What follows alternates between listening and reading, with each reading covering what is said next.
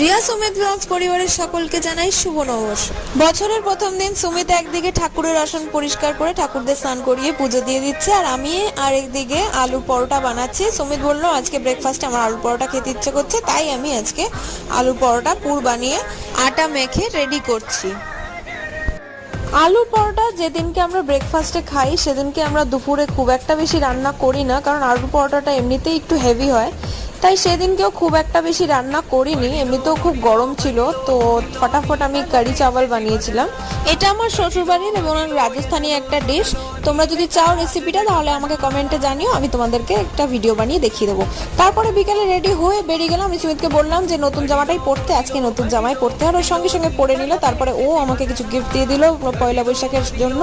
তারপর আমরা দুজনে মিলে বেরোলাম, টুকটাক কিছু খেলাম আর কিছু কেনাকাটা করলাম, করে এইভাবেই কাটলো আমাদের নববর্ষ। দেখা হচ্ছে পরের ভিডিওতে।